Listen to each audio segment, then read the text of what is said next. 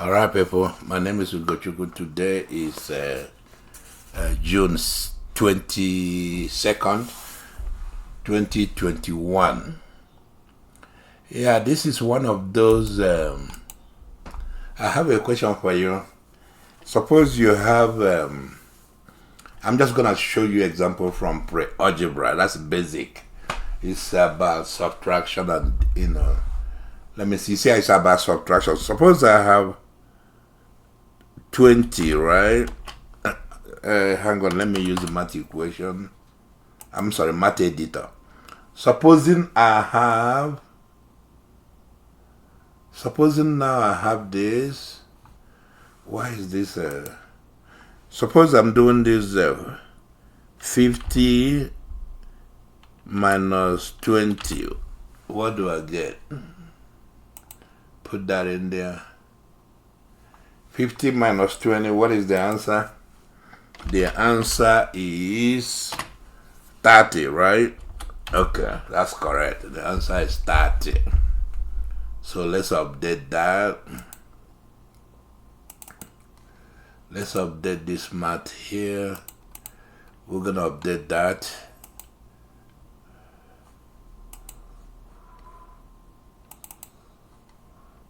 Yeah, the answer is 30. Okay. Yeah, that's correct. The answer is 30. 50 minus 20. The answer is 30. Everybody agrees that that is the answer. We don't have any problem, right? Now, suppose,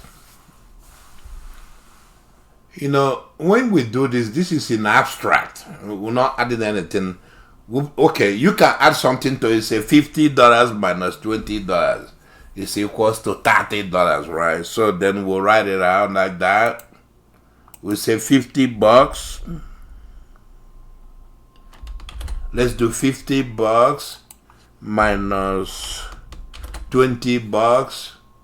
We know it's equals to $30, right? Okay, fine.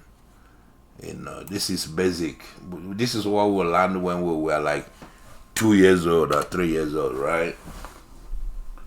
Okay, right there is basic, it's correct. If you have $50, you spend 20, you have 30 left, right? Now, supposing, let's try this. Supposing I say, let's say I say 70 minus 80, right? 70 minus 80, what is that? Let me put it in there. What is 70 minus 80? What do you get when you work that out? Of course you get, this is very simple. There's nothing, no tricks. You get minus 10, right? Okay, so let's update that. We update that. You get minus 10. Let me remove this one. So you get minus 10, right? So, okay. We can add stuff to it. We can say 20. If you have, let me see, you have we can make it concrete. You have $70 in the bank, but you spent $80, then you have negative, you're gonna have negative $10, so which means you owe the bank $10, right? Okay. So you did overdraft in your bank account, so you're gonna have to pay back. You spend more than you have, because you had in your account $70, but you spent 80. For example, in the account I have, I can actually go over like 5,000. They allow me to do that, you see. No, actually it's not 5,000. One account is 2,000, not 5. I can go over 2,000. And then next time I put money in there, it will just correct. They will just take their money first, plus interest. Now, so this is very clear. This is very basic math, right? Let's go down here. let's use oranges. Basket of oranges, man. I do this with my kids. Everybody laughs. Basket full of oranges, right? Yeah, let's try this one. Basket full of oranges. All right. This is a basket. Sorry about that. This is a basket full of oranges, right? Okay. Now I have a question. Let's say this basket, right? The number of basket in the orange is let's say it's actually 40 oranges in there. 40 oranges. Going by what we did before. 40 oranges are in that basket. Let's say you take 10 of them. You take 10 oranges and you ate them. How many would you have left? Actually, well, it's okay. We can just do it without using the math equation editor. Then you're gonna have left, how many? You're gonna have left 30, you ate 10.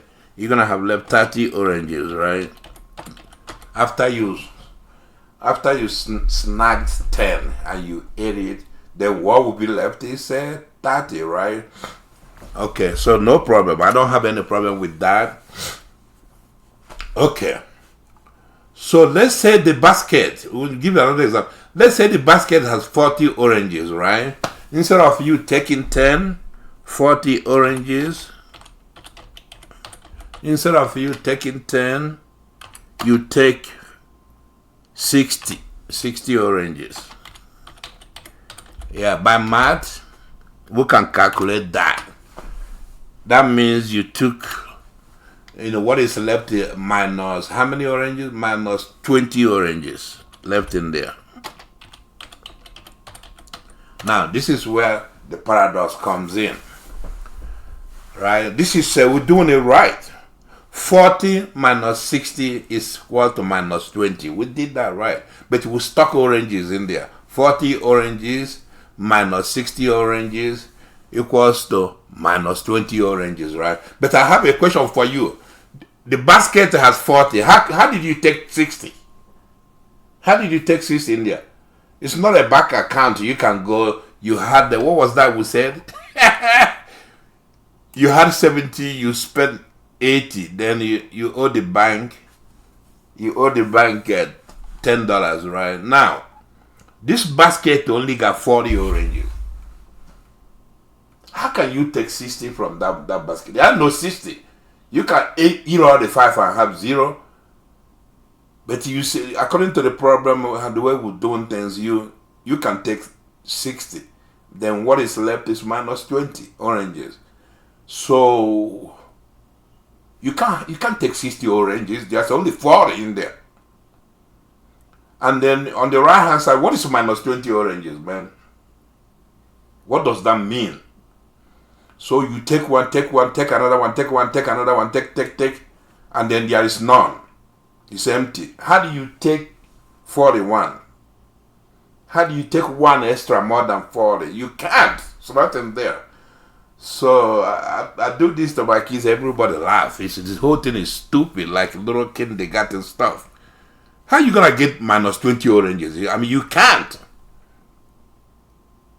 After you take the last one, which is the 40th one, then there is none. Zero oranges, right? But by this problem, we're doing it right.